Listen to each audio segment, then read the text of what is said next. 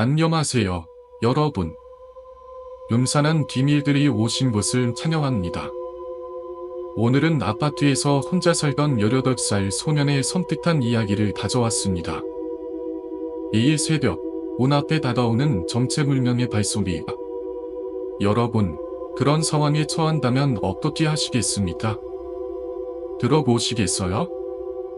이 이야기는 혼자 사는 것이 얼마나 두려울 수 있는지를 잘 보여줍니다. 차가운 밤, 소년은 불안한 마음으로 집에서 혼자 지내야 했고, 그가 겪은 지리한 경험은 우리가 상상할 수 없는 두려움을 선사합니다. 당시 제 나이가 18살이었습니다. 부모님께서 다른 지역에서 일을 하고 계셔서 부득이하게 어린 나이에 혼자 자취를 했죠. 부모님께서 서울 모처에 있는 복도식 아파트를 구입주셨고, 처음에는 혼자 산다는 생각에 나름 기분도 좋고 자유를 만끽하고 싶었습니다. 하지만 입에 혼자 있는 남이 무섭다는 걸 깨닫게 되었죠. 뭔가 집에 한 길에 있는 것처럼 매번 들어올 때마다 보일러를 켜둬도 냉기가 흘렀고, 부모님과 같이 살 때와 다르게 꼭 새벽에 한 번씩 눈이 떠지기도 했습니다. 그럴 때마다 방에 있는 시계를 보면 항상 새벽 2시를 가리키고 있었습니다.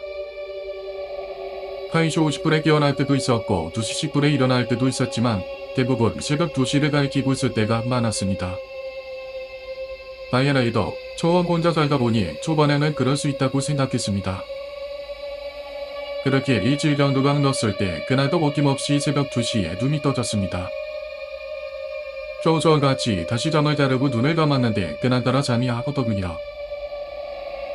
한참을 멍하니 생각이 잠기고 있을 무렵 현관문 밖 복도에서 구두 소리가 들렸습니다. 제가 복도와 붙어있는 방에서 잠을 자는데 유독 그 구두 소리가 엄청 소름 끼치게 들리더군요. 당연히 혼자 사는 우리 집은 아니겠지만 괴실의 목적지가 고이 집이 아닐까 불안감이 들었죠. 그런데 저 먼 구두 소리가 점점 가까이 들리더니 집 앞에서 딱 멈추는 겁니다. 이게 뭔가 싶어 살짝 고개를 들고 소리에 집중하고 있으니 현관문 버럭티 뚜껑을 쓱 올려서 버튼을 누르기 시작했습니다. 비밀번호가 2국짜리인데 속으로 제발 열지 마라, 제발 2국짜리가 아니기를 빌었습니다. 영화처럼 누구냐고 묻지도 못하고 눈을 사태로 그대로 얼어서 혹시나 인기척을 들을까 숨을 쉬면서 가만히 버럭티 누르는 소리나 듣고 있었습니다.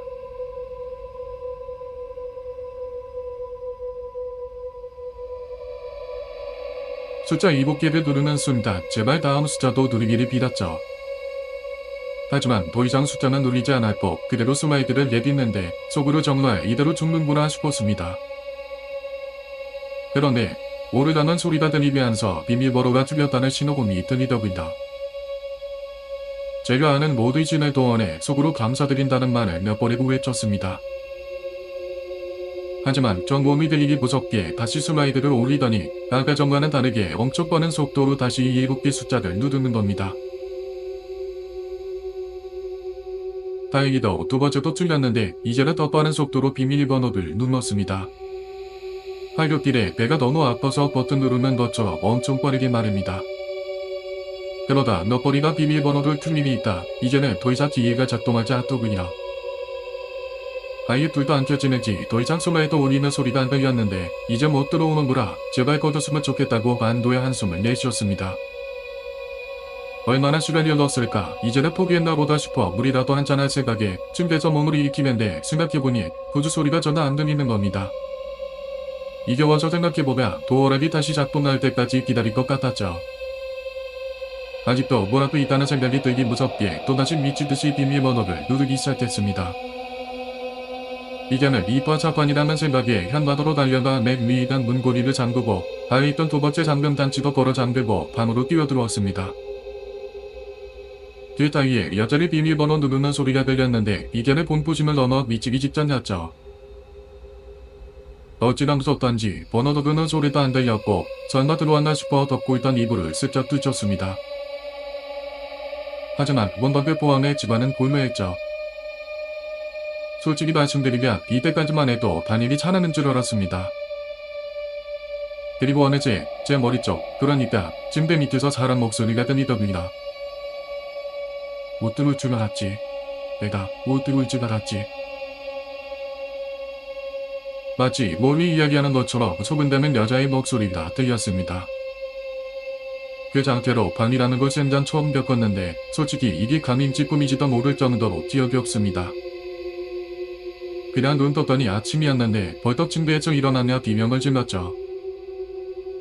그대로 전과도 나눠보니 거스가 걸려있고 2단계 잠금 장치도 걸려있더군요. 혹시나 싶어 문 열고 빼꼼 보니까 아무도 없었는데 비밀번호 누르는 곳을 보니 겉은 멀쩡하고 괜찮더군요. 하지만 스마일들을 열었을 때 진짜 주저앉을 뻔했습니다. 숫자판 중에 실제 우리 집 비밀번호에 해당하는 숫자들이 판로 긁은 것처럼 난도질단에 있더군요. 기절족도 말만한 일이다. 곧바로 부모님께 말씀드렸더니 서울로 불러줬습니다. 그리고 도어란을 보시고 두 분 모두 깜짝 놀랐더군요. 경비실에 가서 전원부터 아파트 입구까지 CCTV를 모두 돌려봤는데 태벽 도시 전으로 구두를 신고 있거나 특이한 사람은 보이지 않았습니다. 총 5명 정도가 지쳐 있었는데 모두 아파트 주민이었고 지갑기 보는들 집으로만 들어갔죠. 결국 도어란을 새로 교체하고 부모님께서도 며칠을 같이 지내시다가 내려가셨습니다. 그 이후로 혼자 사는 게 너무나도 무서웠지만 다행히 새벽에 이상한 일은 없었습니다. 그간 귀신 단위로 없다고 믿었는데 이런 일을 겪고 나니 정말로 있다고 생각할 수밖에 없더군요. 다시 생각해봐도 그때를 떠올리면 지금도 온몸이 저립니다. 거의 10년치 단원 다 뺐던 사건이 지금도 이따금씩 떠오르네요. 이야기를 마치며 이 아파트는 단순한 집이 아닌 많은 비밀을 간직한 장소임을 다시 한번 상기시켜 드립니다. 여러분은 혼자 있을 때 어떤 기분이 드나요? 만약 여러분도 이런 경험이 있다면 댓글로 공유해 주세요. 이 비디오가 마음에 드셨다면 좋아요와 구독 버튼을 눌러주시고 다음 이야기에서도 만나요. 여러분 모두 잘 자요.